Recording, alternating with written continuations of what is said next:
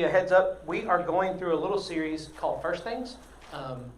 One of the things we do as Baptists and as Christians is we have all these little different things that we do, but sometimes we don't know why we do them.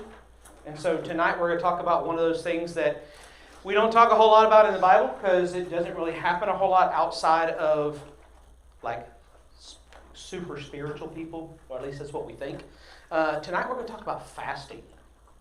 Like, just by show of hands, how many of you practice fasting on a regular basis? I'm not talking like intermittent fasting where you're trying to cut weight or whatnot, but like literally abstain from food for a certain period of time to devote yourself to prayer. This is not a gotcha. Like, this was my life. Like, I'm totally with you all. This, up until about a year and a half ago, this made no sense to me. Like, what's the purpose in fasting? It really didn't set in about why it was important. So tonight we're going to talk through a little bit about why it's important, but also going to talk through just kind of like, how do you do it? Like, how many of you have ever heard of the Daniel fast? How many of you, some of you have lived the Daniel fast. I heard that there was a wonderful time here at Buffett Heights where you guys tried the Daniel fast and it was not a good day. Is that right? 3 weeks, actually. Yeah, some people it just doesn't work for them. So we're going to talk about what fasting is. I'm going to give you a little bit of a heads up on how that's going to work. For Christians, fasting is the expected practice of abstaining from food to demonstrate and strengthen our dependence on God. I've highlighted specific words and italicized specific words because I want them to have emphasis for you. It is the expected practice of abstaining from food, that means not having food, to demonstrate and strengthen our dependence on God. So what we're going to do tonight is we're going to talk through fasting. The way we're going to do it is we're going to talk about what it's not. Are you sensing the theme on the way I teach things? What it's not, what it is, and then how does it pertain to us. What it's not, what it actually is from the Bible, and then some ways we can practically do that. Like if God expects us or if it's part of our growth and maturity as Christians, we kind of need to know how to do it, right? Like if God told us to pray, but He didn't tell us how to, then it would be kind of a hard thing for Him to ask us to pray, right? So in the Bible, it does give us clear understanding of what we're supposed to do when we fast. Our scripture tonight, if you have your Bibles, is from Matthew 6, verses 16 through 18. Matthew 6, verses 16 through 18. Matthew 6, verse 16 through 18. Last week we were also in Matthew 6 when we were talking about prayer. So if you missed the conversation on prayer on our Facebook page, I have uploaded a link to it so you can go back and watch that if you missed it. Or if you just want to catch up on previous stuff, we have a YouTube channel. Some of you may or may not know about that. We have a YouTube channel where every Wednesday night, at least the last 9 or 10 is up online right now, so you'll be able to watch those. We're going to read this really quick, Matthew 6, 16 through 18. And it says, "Whenever you fast, do not put on a gloomy face, as the hypocrites do, for they neglect their appearance so that they will be noticed by men when they are fasting. Truly I say to you, they have had their reward in full. But you, when you fast, anoint your head and wash your face, so that your fasting will not be noticed by men, but by your Father who is in secret. And your Father who sees what is done in secret will reward you." So, I said before, we're going to talk about what fasting is not to begin with. So fasting is not seldom. Fasting should not be something we do randomly and ever so often in our lives. It needs to be something that we are constantly and consistently doing with our lives. I'll explain this a little bit when we talk about what fasting is, but it shouldn't be seldom. You know what the word seldom means, right? It doesn't happen very often. So, seldom means it doesn't happen very often. So fasting is one of those things that should happen more regularly. It also shouldn't be proud. If you go back to that passage here, you go back to the passage before it. Don't put on a gloomy face as the hypocrites do. The world just happened. Don't put on a face as the hypocrites do, for they neglect their appearance so that they will be noticed by men. Is that showing up on y'all's end? Nope. Man. It's in Spanish. Yeah, but why is the Spotify in Spanish? I don't know why Spotify's in Spanish. The devil. Well, I can tell you why, because I had a great mariachi band playing earlier. So, let's go back. Randomly you do. Whenever you fast, anoint your head and wash your face. whenever you fast, do not put on a gloomy face as the hypocrites do. It's not clicking back. Anyways, I'll just read through it. Don't put on a gloomy face as the hypocrites do, for they neglect their appearance so they'll be noticed by men.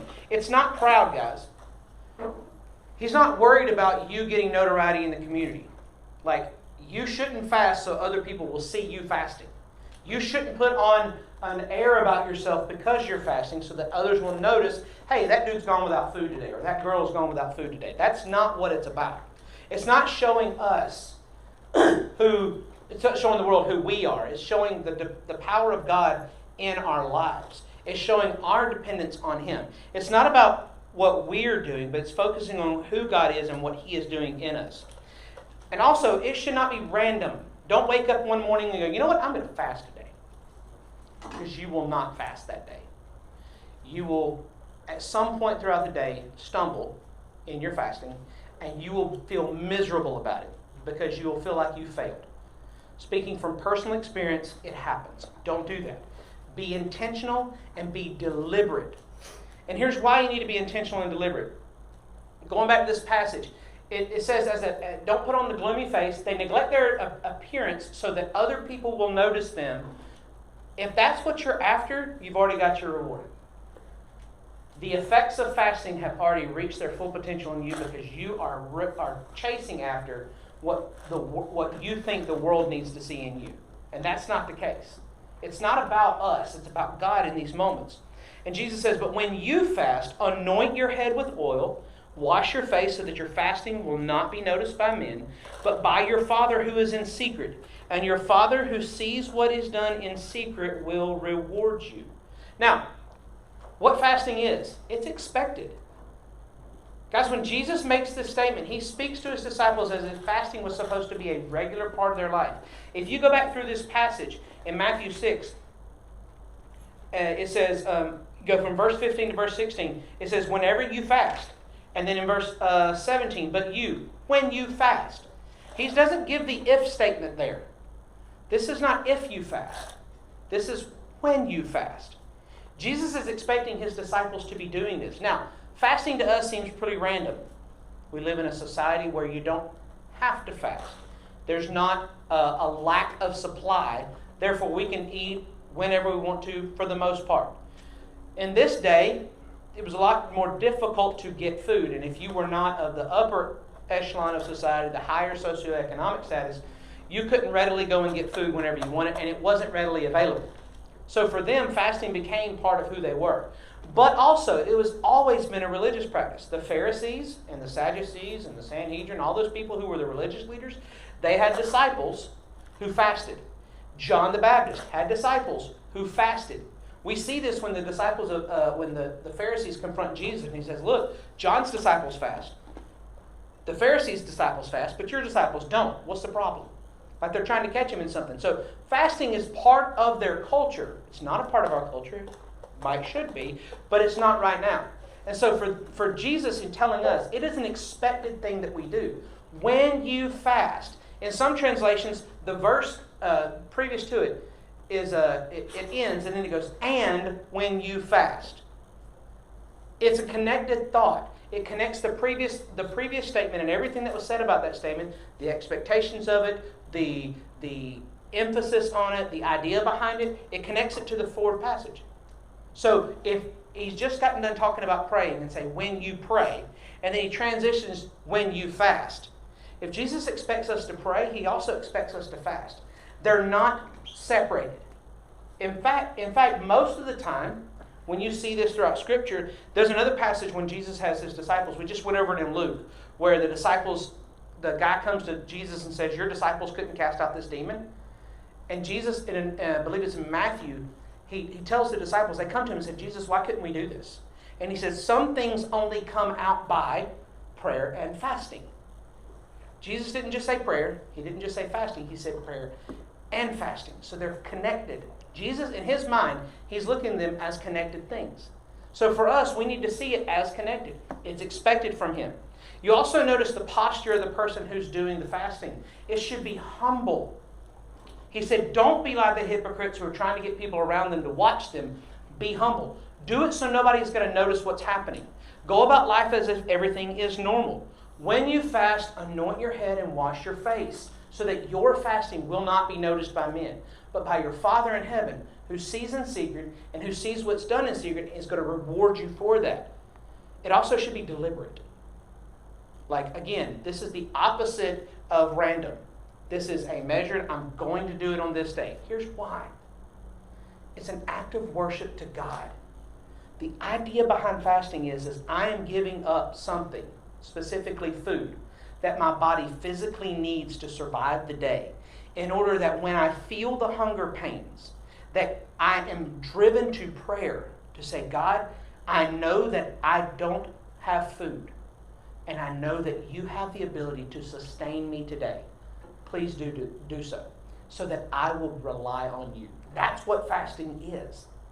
And so if it's done as an act of worship, you will be deliberate with it. You're also going to do it as an act of service to God, because it's going to drive you to want to spend time with God. It's going to drive you to want to spend more time with Him, but also to seek ways that you can serve Him more. We're going to talk about this in just a second on ways that we can fast. And also, this should be done with a heart of purpose. What I mean by a heart of purpose is we're not just haphazardly deciding that we're going to do this. We're not just saying, I'm going to worship God, I'm going to serve God, but I'm kind of not in it. Your whole heart is devoted to it. You're giving everything you can in that moment to get rid of food. Now, let's see. I don't really go into it today, but in preparation for this, I have a really close friend of mine. His name's Daniel. He's a brother of mine named Daniel. He and I have had these conversations on fasting a lot. And one of the things he points out about the context that we live in our world is that let's give you an example. If I were to go without food for several days in a row, would it be noticeable? I'm a big dude. If I started going without food, my body would go into a state, and fancy words here, it would go into a state, I believe it's called ketosis, where I'm starting to, instead of use carbs to fuel my body, I begin using fat to fuel my body. I would begin cutting the fat out of my body. I have a lot to cut, so I would be cutting the fat out of my body. So what would happen is I would physically get smaller. It would be impossible after a week of fasting for some of you to look at me and not know that there's something different. Something's going on. And oftentimes it would be seen as a negative thing. Like, some people have gotten to the point to where they're fasting and they start out on the right road, but they end up heading into, I see what it's doing for my body, and the idea switches from I'm serving God to, ooh, I can look better, quote unquote. And it turns into something that it was never meant to. And it actually becomes very dangerous. We'll get into that in just a second, but in our culture and our society of excess, we as American Christians, it'd be really hard for us to hide when we're fasting. It doesn't mean hide it in the sense that you're trying to be secretive. But it means that no one else around you needs to know the relationship that you have with God, in the sense that you're submitting to God and His providing for you that day. No one needs to know it. Not because you're hiding it, but because that's something between you and God. You can share it with your intimate friends, the people who are closest to you, so they can be praying for you that day. But it's not something that you're supposed to be parading around. That's what the hypocrites were doing. They would walk out in the streets and they would look, oh, so bad. I'm so hungry. Well, yeah, you're hungry because you hadn't eaten. But they're getting their reward then. They're not doing it as an act of service to God. They're doing it as an act of service to self.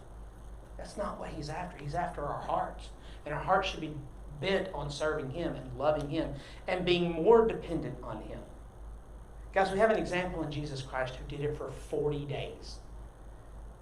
That's not an exaggeration. He literally went without food for 40 days. And then He was tempted. The very first temptation was food. Take this bread, take this rock that's in front of you and make it bread, because I know you can, because I know you've been without food for 40 days. We've seen the temptation of Jesus as like a little thing, like, okay, make bread. Okay. Tell somebody who hasn't eaten for 40 days to make bread and watch the self-control. There is none. Jesus Christ exhibited extreme self-control in that moment because he wanted to show that God's strength was greater than that of the enemies. That's what the fasting was for. It was to develop in Christ this fortitude that I'm going to follow God and do exactly what he wants me to do and follow through on everything. Now we're going to jump into ways to fast. Now, there are 4 different ways that I'm going to talk about fasting. You are familiar with probably 3 of the 4. A total food fast, that is the biblical model. The Bible does not talk about fasting from meat or whatever. It says food. Some will go so far, scholars will go so far as to say it literally means food and water. And that's why they say only do it for short periods of time. But we're going to talk through what each one of these is, and the way that I'm going to talk through them is I'm going to tell you the biblical basis for it, and then I'm going to tell you how it practically works out in your life. It's no good to talk on fasting if we don't talk about how to do it. So, real quick, the total food fast is our biblical model. Jesus fasted for 40 days. If you want to read those stories, it's Matthew 4 and Luke 4. And practically how this works out, it means to abstain from food for a 24-hour period. There's 2 ways to accomplish this. There's actually a 3rd way to accomplish it, but I've not met anybody that does it the 3rd way. First is you only eat breakfast, or the other one is you only eat dinner. And I'll hash that out a little bit more. You eat breakfast. Let's say I would eat breakfast this morning, however big the breakfast it is, and I would go all day today, overnight, wake up the next morning, and then I would consume food again. I would literally break the fast with breakfast in the next morning. That's where they get that name from, breakfast. That's where breakfast comes from. Anyways, I would break the fast the next morning. That's one way to do it. The other way to do it is to go on the other end of the day. Eat your last meal of the day. Some people call it dinner. Some people call it supper. Whatever you want to call it. Food. You're grubbing it up at the end of the day. Whatever you eat then holds you over until the following day at dinner time. Do that all the way through to the next day. For me personally, I've found that the second option is a lot easier because, and this may, you can call it cheating if you want to, going 24 hours without food is really hard to do. Going 24 hours with food and going to bed on an empty stomach as opposed to a full stomach are 2 different things. It's harder to go to bed on an empty stomach, to go to sleep, to find rest. But it also deepens your dependence on God because you have to ask him for that rest. You have to ask him to sustain you in that moment. So eat dinner, then go overnight the next day without a meal. That's a total food fast. That's the biblical model. When the Bible talks about fasting, that is what it's referring to. Now, some people will extend these fasts up to 3, 4, 5, 6 days.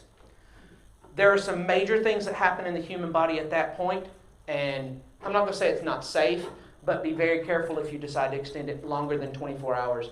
I would say go no more than 36 or 48 hours.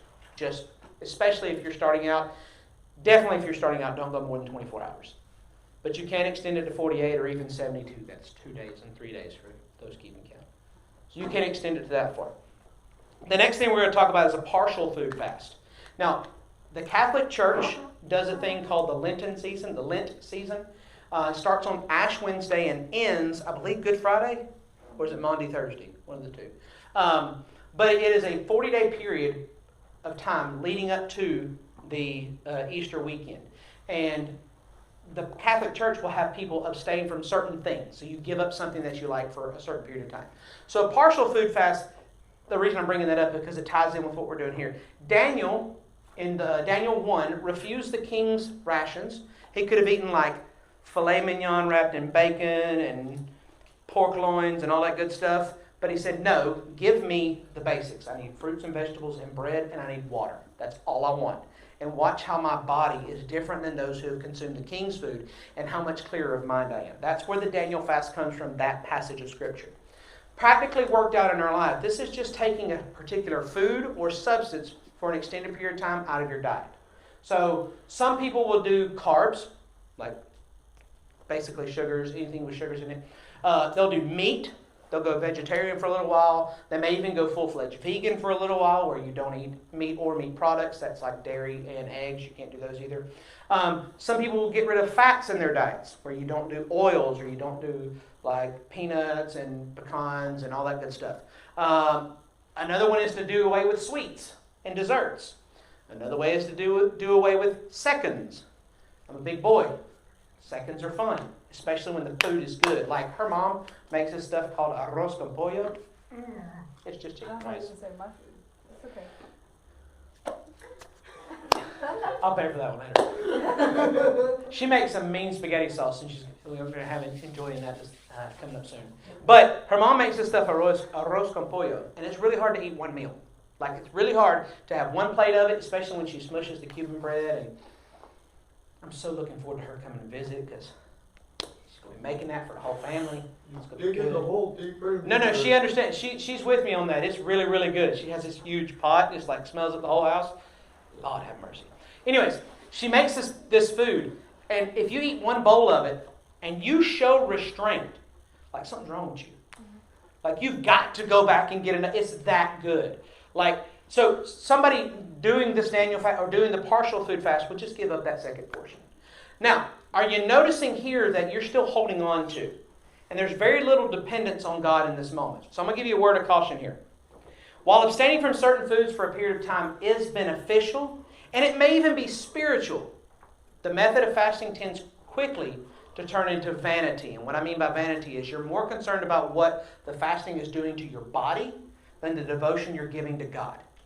So losing weight, getting healthier, or anything. And that's over and against devotion to God. So starting a partial food fast is great. But be careful it doesn't turn into I'm liking the results of the fast on my physical body, as opposed to I'm loving the fact that I'm drawing closer to God. That's the tension that you have to play with in this one. And it's very easy to fall on both sides of that. The next one we're going to talk about is called the activity fast. Example, social media, gaming. This could even be sports. Like if you play on a travel team, this could be stepping away for a season from the travel team for whatever sport that is. It's also like just doing away with certain things in your life. So there's no real biblical basis for this, and sometimes this may be wise. Like you may need a season of your life where you step away from things. So practically what this means is giving up a social platform. Now, I'm not going to pick on social media only. I'm also talking about gaming communities here. So like if you're Xbox Live, PlayStation Network, you do mobile gaming, Fortnite, whatever the game may be that you're involved in, however you play that game, it's not a real fast. Let me just be clear. It's not a real fast.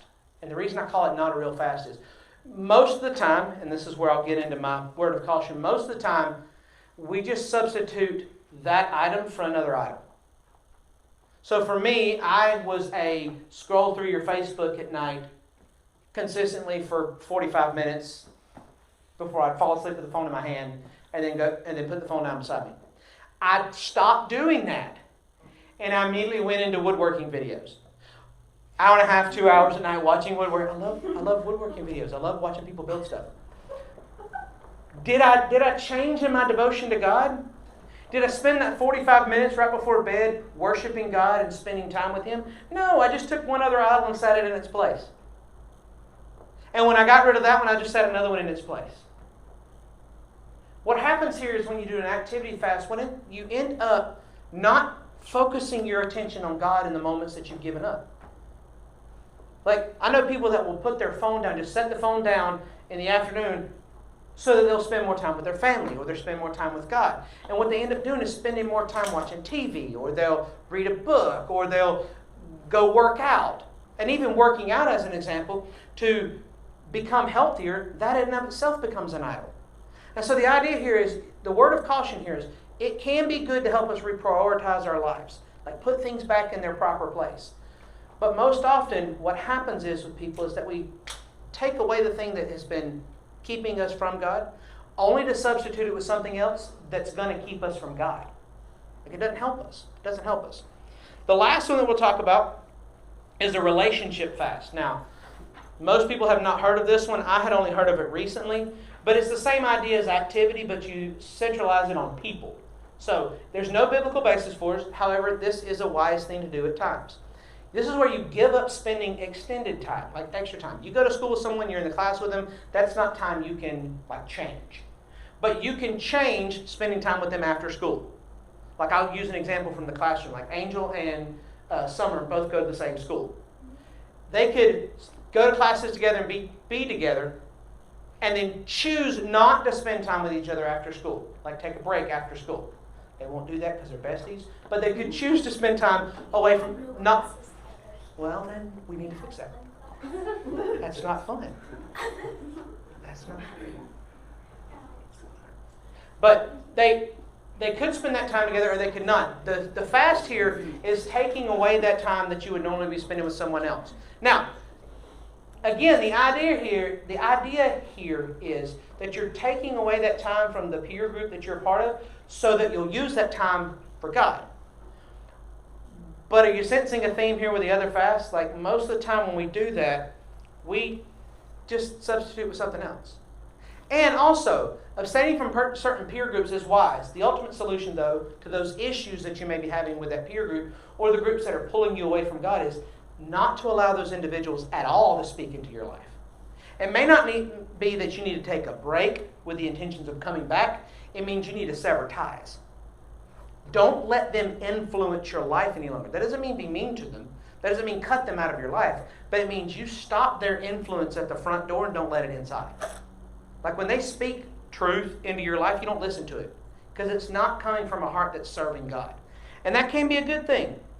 To cut those people off. What you'll find more often than not, especially with relationship fasts, and especially with all this fasting, is that the more time that you spend with God and away from the distractions, whether that be gaming communities, whether that be you have turned food into an idol, whatever it is, take away those distractions. The more that you spend time with God away from those distractions, the more you're going to desire time with God and not have those distractions. Does that make sense? Like those of you who have worked out on a regular basis, when your body starts getting stronger, it starts fueling you to want to do it more. I know I experienced that in my own life. When I started seeing my body change because I was doing working out to strengthen my body, it became something I wanted to do. It wasn't I have to get up and go work out. It was like, I get to get up and go work out. Like it was fuel. I mean, I was getting up at 4 o'clock in the morning when I was living in Georgia. Like, what am I doing? I was at the gym at 4:15 in the morning, and the guy I was working out with had been there for 40 minutes before I got there. Like, he was jacked too, but he was huge. Old Billy Hunter, love that man. But I'll give you an example for him. Just a quick story about him. At 30 years old, he didn't like where he was physically. And by the time he was 40, you would not recognize the 30-year-old him. Like his body, like gut that was down here was replaced with like swole up here. Like it was impressive. It was impressive. But he saw the gains on his body, and he liked the way that it was changing him. And then he moved forward. Now Billy was also one of those that during the time he was there, he was praying for people. He was listening to Christian music. He was spending time with God at the same time he's working out. So if you can do that, by all means, go for it. But what you're going to find is the more time you spend with God, the less you're going to want those distractions in your life. And guys, realistically, for Christians, fasting is the expected practice of abstaining from food to demonstrate and strengthen our dependence on God. It's not abstaining from social media. It's not abstaining from like carbs or sweets or meat or vegetables. Like it's none of that thing. It's biblically speaking, it is abstaining from food. It's not eating food so that you can have a devotion to God. Jesus made the statement to Satan or to the enemy whenever he was experiencing the temptation. After 40 days of not eating, Satan told him to make bread. And he said, man doesn't live by bread alone, but by every word that proceeds out of the mouth of God. He combated him with Scripture. And the reason he did that is because he wants us to know that we don't have to give in and that we can rely on God to sustain us when times get hard. We can rely on God to be there with us when we're hungry. We're not promised seasons of wealth and prosperity, specifically in this country. Like every news media source that I've heard recently is talking about how there could be shortages of food coming up soon. Not because we don't have the ability to have the food, but we have no way of transporting it. or we have no way of getting it from the docks to the people. Like there's some strategic things that are not in place right now just because of the environment that we're in. And people are going to do without. And it's in those moments that they do without, rather than saying, woe is me, they can pray. They can ask God to sustain them. Now, there are extreme seasons where, it's hard. There's people that are starving. There's people that are hungry in this country right now that we don't even think about. There's an entire homeless community that lives downtown. Like, most of the time when you're homeless, you don't have money to go buy food, much less have money to have a house and have lodging for the evening. So there may be days that they go without food. That's a legitimate thing. It's different than fasting. Fasting is the deliberate and expected practice of willfully giving up food so that you can grow in your dependence on God. And that's what we're after. Amen. And a lot of times when Jacob is fasting or is praying about fasting, it's because there's something heavy on his heart, and he knows that that strength and dependence on God will help him to forego the other and actually devote that time to pray for the situation or the person or the family or the marriage. So, like you said, like don't just go into it like, oh, I'm going to fast today. If there's something on your heart, maybe that's something you give up for the day, and in those times of hunger, stop and pray. I failed many times when I would try to fast because I would just be so busy in my day. I wasn't actually putting God there. I was just busy. And then all of a sudden I'm hungry, and then I'm mad because I wasn't actually focused on God. I was just busy. So you really have to be deliberate in that time with the Lord. Thank you. You definitely do. It's not easy. And I don't say it's not easy like, hey, I'm special. No. Like, it's hard. And you have to depend on God to do it. Some points to ponder. The heart behind fasting is what is relevant to the practice of fasting. If your heart's wrong, don't do it. If you're not after growing closer to God, don't start fasting. You're going to be miserable, you're going to get nothing out of it, and you're going to give nothing to God in doing it. Like, if your heart's not in it, don't do it. Please, save yourself the hassle, save yourself the frustration, save yourself the guilt and the I should have been able to do that. Like, there's a lot of guilt in not following through on the vow to God. Like, it just is. That's our human nature. Also, fasting should become a regular practice for believers. Guys, I'm not telling you have to fast every day, but maybe take it once a month. Start out. Like, pick a specific day of the month. Something easy to do is, let's say your birthday is, mine's on the 4th of April. So let's say every 4th of the month, I can fast. I'm thinking about it, I'm deliberate about it, and on that day, I'm going to pick people in my life to be praying for. When I'm hungry, I will pray for those people. That's an easy way to get started. Or you can start wholesale and start doing it once a week. Whenever we were teaching our college and young adult students we were at Cross Church in Stark, every Tuesday I would fast. The reason I would fast on Tuesdays is because that night we were going to be reading the Bible and we were going to be praying together. And I wanted my heart right in the midst of it. I wanted to be completely clued in and glued to what the Spirit was doing in that moment. And so that's what I fasted. It's difficult to do, especially when the world around you is going to look at you like, what are you doing? You can eat. You got the money to eat. You're in a room full of food. Eat.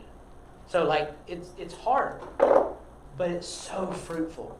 And it's so, if that can be any encouraging, it is so worth it when you start seeing how God is working in your own heart in the midst of it.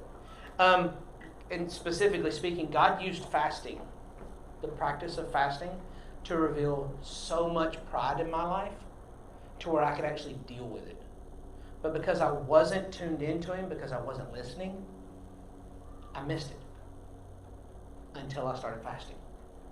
Man, when you're fasting, you don't have food in your stomach, and it's 2 o'clock in the afternoon, and you haven't had anything to eat since the day before, and like somebody walks in with cookies, Like you want to choke slam him and run off with them cookies.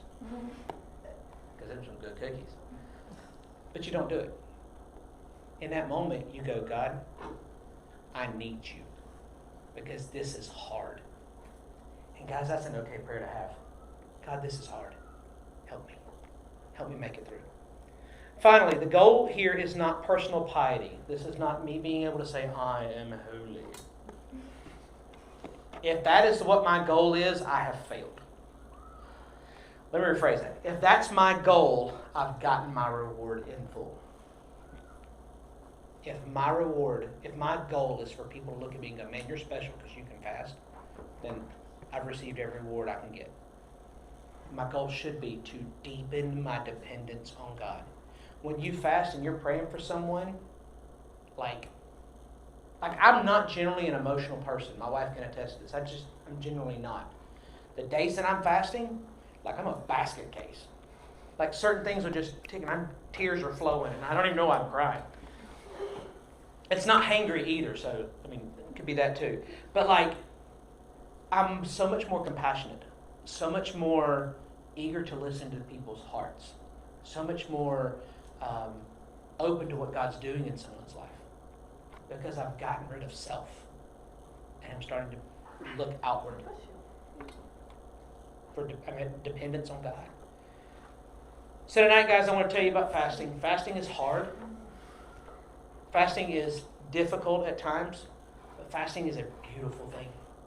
And if you will commit to making it a regular practice in your life, not only will you grow as an individual, but your spiritual maturity will grow, and you will begin to see God move in your life, and you'll actually begin to see God working in the lives of people around you, because you'll have eyes to see it, because you won't be consumed with self.